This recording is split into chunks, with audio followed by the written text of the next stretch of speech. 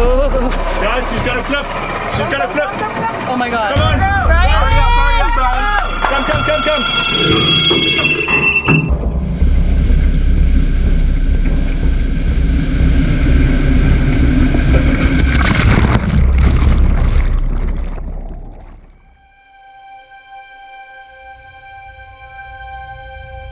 This is the Tyrrel Bay, a 106-foot Guardian-class patrol boat. She was built in the United States in 1984 for the Grenadian Coast Guard and patrolled the surrounding seas for decades.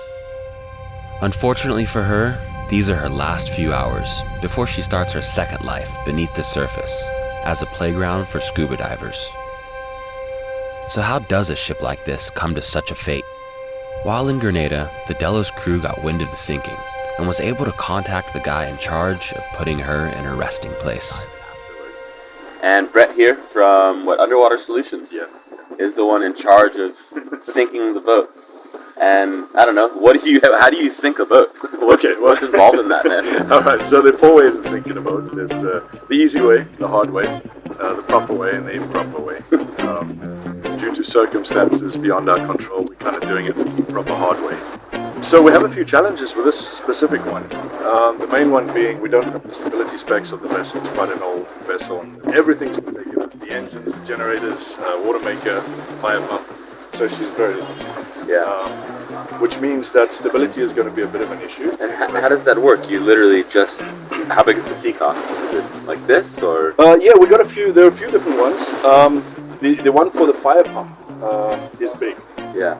And then there are a few smaller ones, the engine intake seatbacks, which are kind of 2-inch. And you just 2-inch. Crack those open and run? Crack them open. We're taking a very big hammer with us, so if any of them are seized, since the Coast Guard guys serviced them, we can just take a big hammer to them and just knock them off. During her heyday, the Tyrrel Bay weighed over 96 tons. But literally everything has been taken out. Engines, electronics, oil, fuel, and even the insulation. This process took years, but is very important for the marine life that will soon call the ship home. From a marine biologist side, which is where I've come from, it's super exciting for Grenada's first clean wreck. Like crazy amounts of exciting that we actually got the asbestos, we got the oils were pumped out, it was pressure washed, the fuels were pumped out, the wiring was removed. It's not going to be perfect, but it's amazing to have a clean artificial reef product down.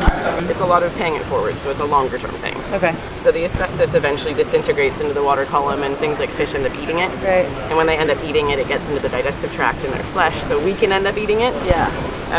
So there's a lot of the chemical stuff is longer term investment. I mean, the Coast Guard commander and his officers were on board yesterday even picking up more litter and debris off the boat. So the commitment is like everybody's in. It's really, really good. That's awesome. Yeah. And how are the Delos crew involved? Well, we're bringing the cameras. And that's it. So you guys can be on there until the very last. When we get off, once all the seacocks are open, we can abandon ship. Yeah. And that would be sort of a call for everybody to abandon ship as well. Okay. Any wagers on how long she'll take to go down? That's the $1 million question, and I'll tell you why. Because she doesn't have the 10 tons of ballast. I have no idea how quickly the water ingress is going to be going, because she's sitting so high and light in the water, she's not exerting much of a downwards pressure. I would like to say 2 hours, but maybe as many as 6, so maybe let's settle on 4, I don't know. All right. Wager ready? I was going to say an hour, but I don't know, I just imagine the size of the seacock in Delos that we open, and the water just comes gushing in. It seems like it'll go down quick with something that big, but like you said, I mean, then you have air pressure inside that's going to hold everything up. Exactly, yeah. I'm going to go 3 hours. Yeah? Yeah. What are you going to do? I'm gonna go 4 hours. You go 4 hours? Conservative on this. Okay. Because I know boats can take more than we can, so. Yeah.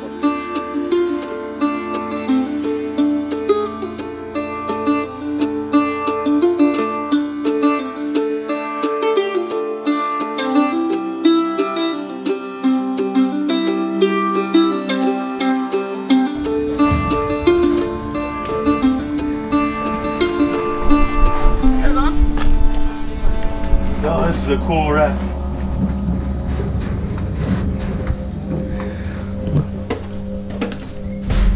she's rolly as without any of the machinery acting as ballast. She's really top heavy.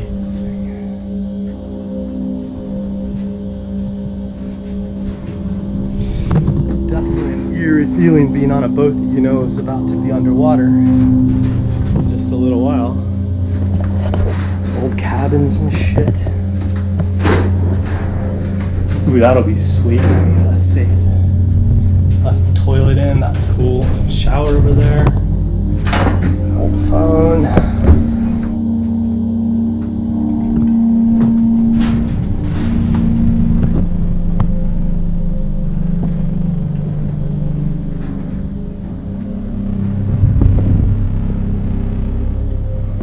Crew quarters, probably.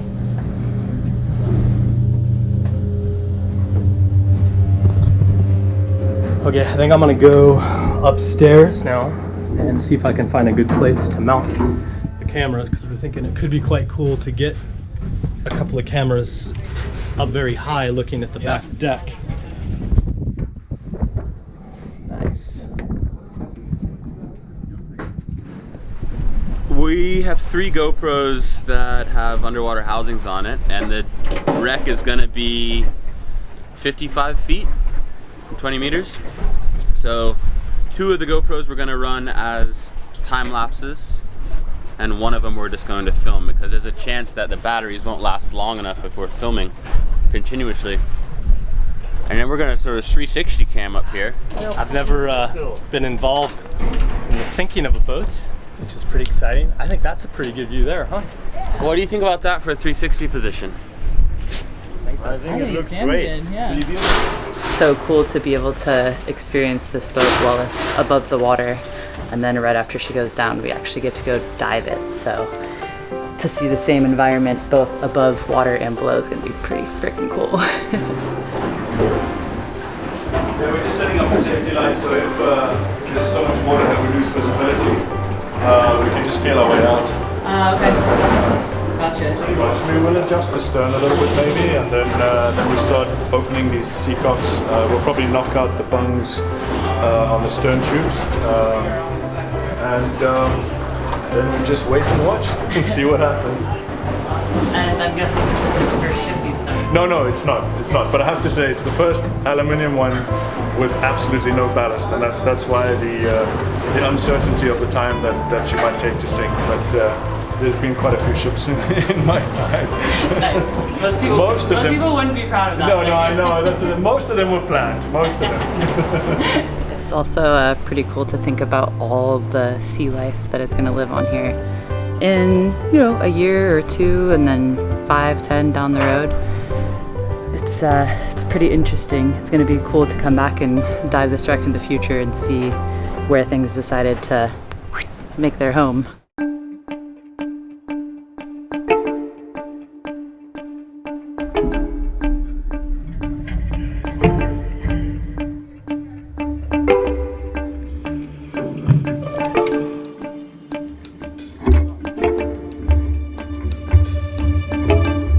The plan was going perfectly smooth until the guys opened up the fire pump seacock.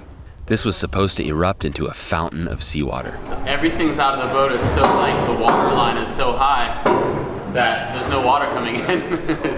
It's like 10. All the weight removed by taking so much machinery out has made the Tyrrel Bay incredibly buoyant. Because of this, she is sitting very high in the water, well above the intake for the fire pump seacock. Oh shit. The new plan is to remove the valves from the smaller intakes that luckily are sitting below the waterline.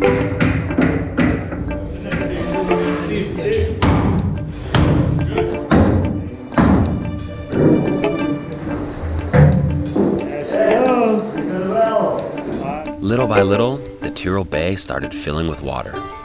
She's officially on her way to the bottom of the ocean.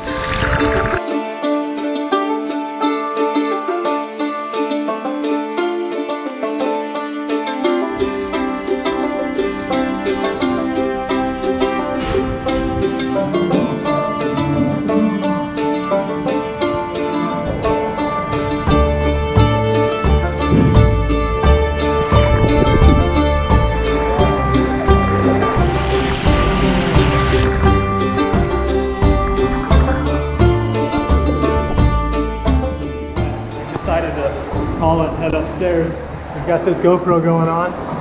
We're just gonna let it run and see what happens. Hopefully we have 3 more hours with that GoPro. Let's get out of here. Get out of here, huh?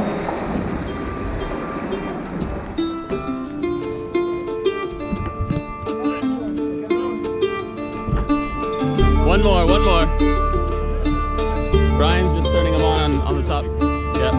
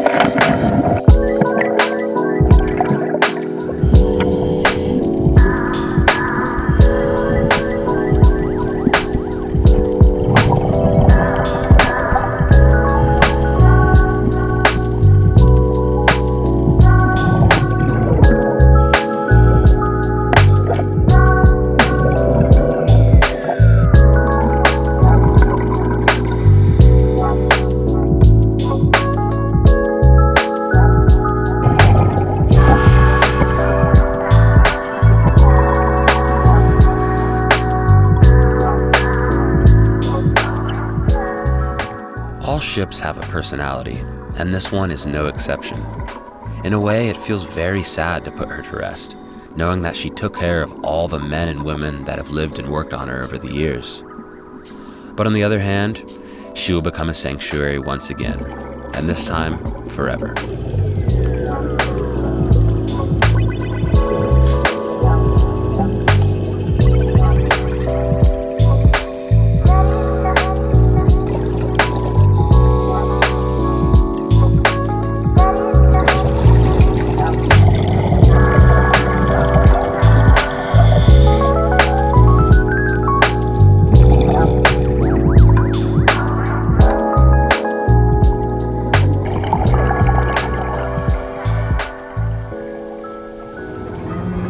Good job, brother.